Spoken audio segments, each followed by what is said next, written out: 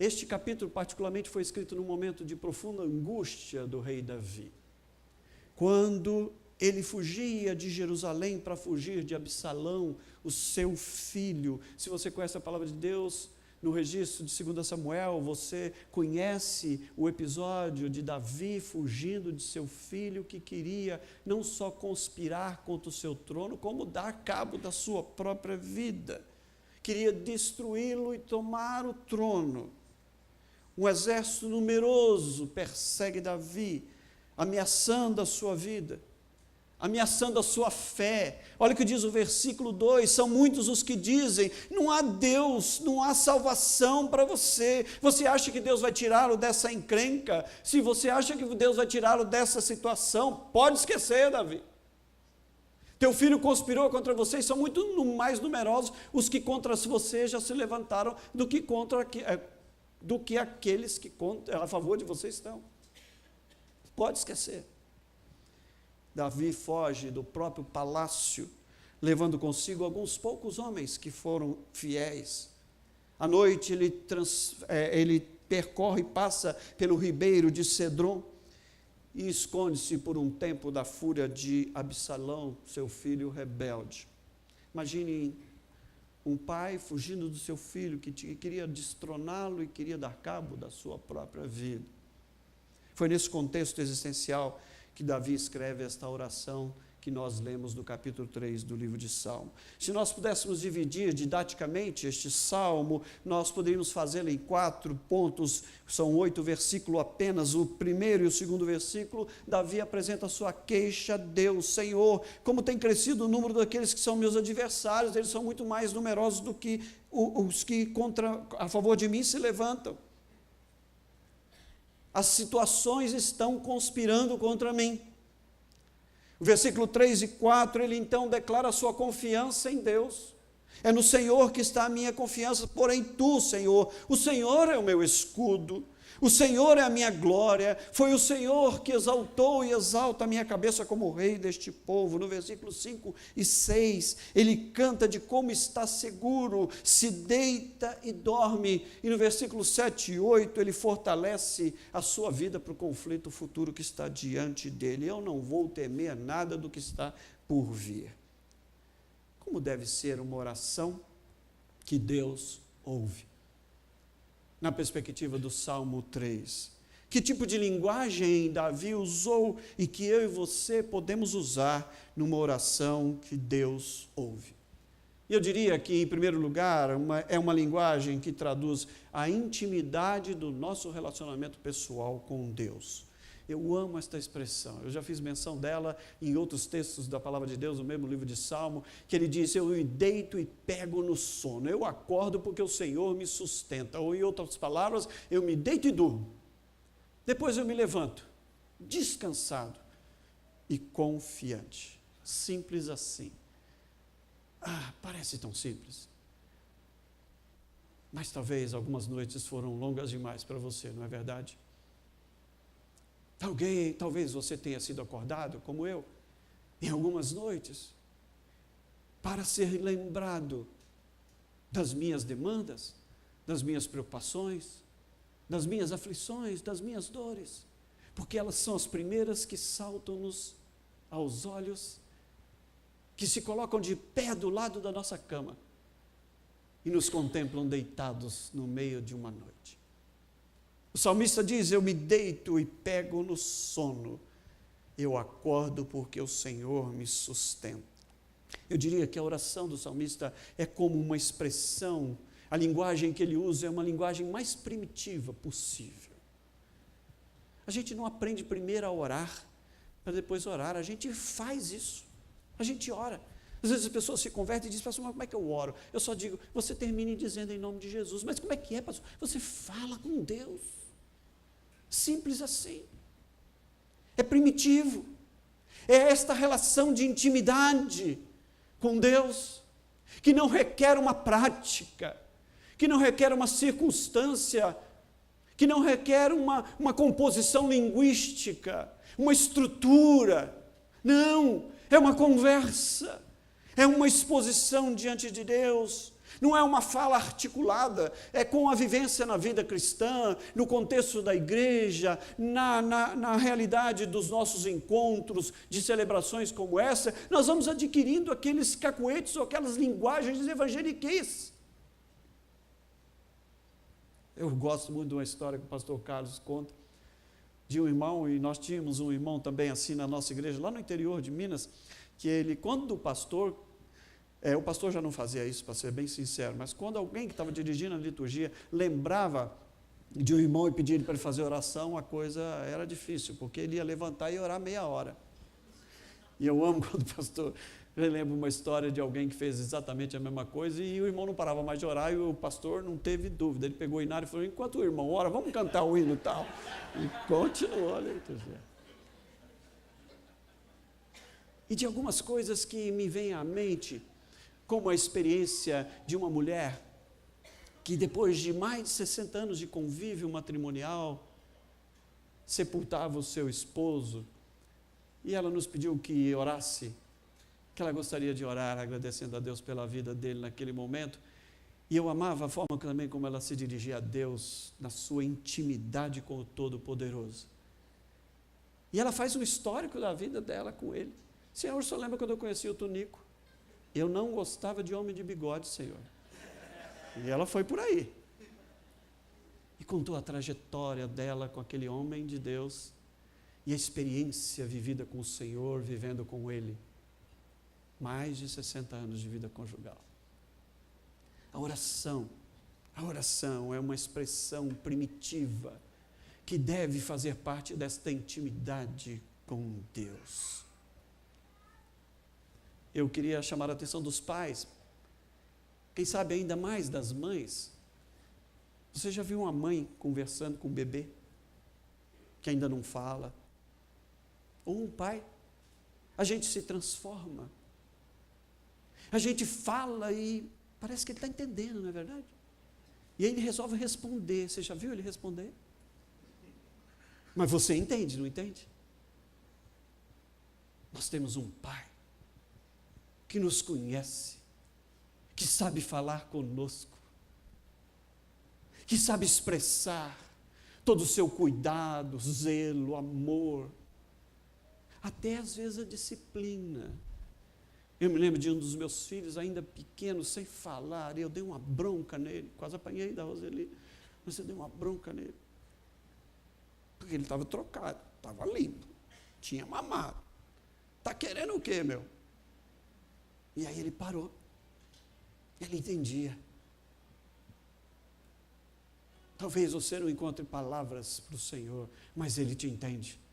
Mas entenda, Ele fala primeiro. Ele fala primeiro. Nós precisamos aprender a ouvir Deus falar conosco, através desta intimidade, para que esta linguagem da nossa oração a traduza com toda a intensidade que Ele a deseja neste relacionamento conosco. A oração, diz Eugene Peterson, no livro chamado Um Pastor Segundo o Coração de Deus, significa relacionar-se primeiro com Deus e depois com o mundo. Ou seja, o mundo é visto não como um problema que nós precisamos resolver, o seu mundo, o seu problema, mas como uma realidade na qual Deus está agindo. Você perceba isso ou não, você entenda isso ou não, Deus está agindo a nosso favor. Ninguém consegue compreender o quanto Deus trabalha para aqueles que nele esperam, para aqueles que nele confiam. É a promessa da palavra de Deus. E ainda, ele acrescenta a oração, o ser humano conversando com o seu santo Deus. Preste atenção nisso. É um grande mistério da graça dele. Não dá para entender. Não dá para entender. Esta proximidade e intimidade, que não precisa de testemunhas. Aí a pessoa pergunta, você fala com Deus? Pois é, eu falo e Ele me escuta. Não dá para entender isso. Não dá. Dá apenas para experimentar. Dá apenas para buscar e desejar cada vez mais isso. Essa intimidade com o Todo-Poderoso. a nossa linguagem a orar precisa traduzir esta intimidade do relacionamento pessoal com o Senhor. Nós podemos contar as nossas aflições a Ele, como no versículo 1. Nós temos em Cristo o direito de fazer isso. O véu foi rasgado. Nós temos livre acesso ao trono da graça. O preço foi pago para gente pecadora como eu e você nos aproximarmos corajosamente do trono da graça de Deus em Cristo. Sem medos, sem reservas, como somos. E é nessa experiência de intimidade que nós vemos diagnosticada a nossa condição humana, absolutamente desesperadora sem a presença do Senhor Jesus. E é nessa intimidade descrita pelo salmista que nós sentimos a limpeza da nossa alma acontecer, a mortificação do nosso pecado, substituído pela vivificação da obra redentora de Cristo. É o Senhor trazendo de volta o caminho que nos diz: esse é o caminho, ande por ele, ande por ele. É por isso que quando o apóstolo Paulo nos exorta a orar sem cessar, não é, meu querido irmão, um regime ascético, rígido. Pastor, como é que eu vou orar dirigindo? Fecha os olhos, meu irmão. Não, não é isso. Não é isso. Mas é um atento reconhecimento da dificuldade permanente que nós estamos. Nós sempre estamos em dificuldades. Sempre estamos expostos. Por isso precisamos orar sem cessar. E aí por que ele diz dessa serenidade? Eu me deito e pego no sono. Por que ele expressa isso desta forma? A serenidade descrita pelo salmista, que pode ser a minha e a sua experiência, em meio às nossas tribulações, nos ensina que quanto mais nós estamos destituídos da nossa própria limitação, quanto mais nós nos esvaziamos de nós mesmos, mais nós nos sentimos livres para sermos habitados por Deus, habitados pelo Senhor. A nossa alma encontra essa serenidade na presença de Deus.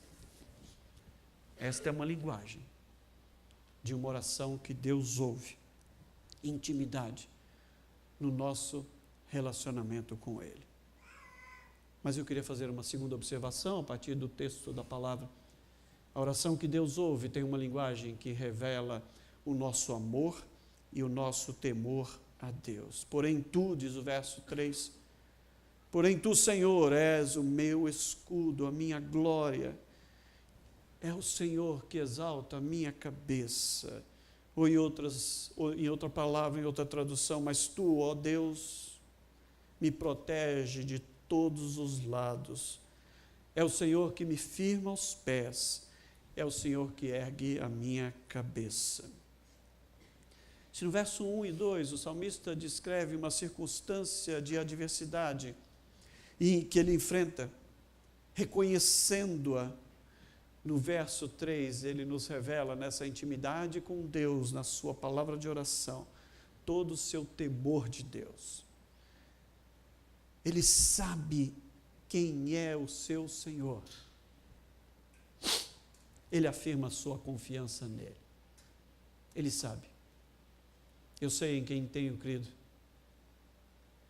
Cantou o apóstolo em meio a todas as suas expressões de dor, de sofrimento, em todo o relato da sua história de perseguições, de naufrágios, de açoites. Eu sei em quem eu creio. Ele olha as suas circunstâncias e olha para o seu Deus. Olhe para as suas circunstâncias. Você precisa contemplá-las assim. Elas estão diante de você. Elas se colocam em pé do lado da sua cama nas noites difíceis. Mas olhe para o seu Deus e diga como o salmista: tu, Senhor, és o meu escudo, a minha glória.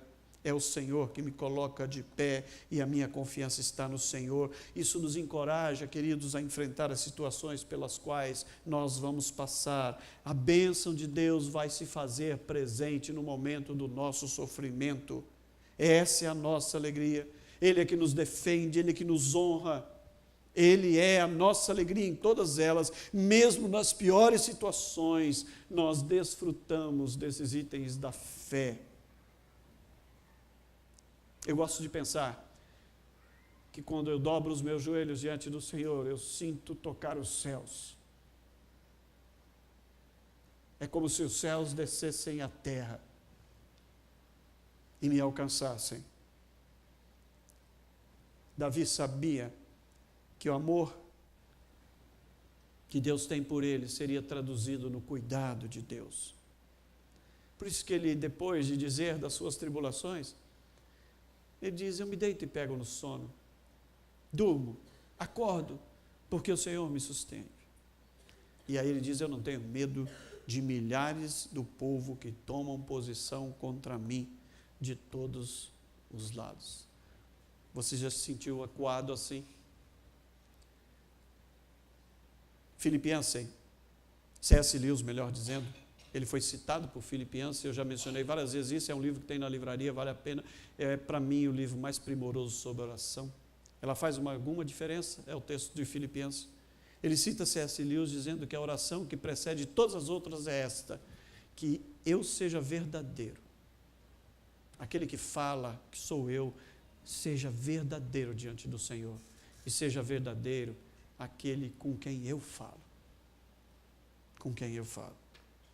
E essa consciência do amor de Deus e do nosso temor que nos conduzem ao mais alto cume das realizações que podemos aspirar, que é amar e temermos a Deus. Como que a gente faz isso? Basta contemplar quem Ele é. Basta contemplar as obras maravilhosas da sua criação. Basta ver o seu cuidado sobre nós, a sua misericórdia que se renovou nessa manhã, e por isso nós estamos aqui. Ou como o salmista no Salmo 8, quando ele diz: eu quando contemplo o céu, a lua, as estrelas, o firmamento, e olho para mim mesmo, eu me pergunto: por que o Senhor se importa comigo? Por que o Senhor olha para mim de novo? Ou em outras palavras, quem é o homem para que o Senhor o visite? Para que o Senhor o contemple? É assim que a nossa oração nos conduz a glorificar a Deus, ansiando extraordinariamente por conhecê-lo intimamente e cada vez mais. Nós, pequenos e insignificantes criaturas, possuindo um fraco e minúsculo intelecto, eu diria, diante de tanta complexidade, nós estamos tendo acesso a estarmos na presença daquele que é perfeito em sua sabedoria, imenso e imensurável no seu poder e em suas obras, mas amável e acessível na sua graça. A oração que Deus ouve traduz uma linguagem da intimidade nossa com o Senhor. A oração que Deus ouve tem uma linguagem que revela diante dele o nosso amor a ele e o nosso temor diante dele.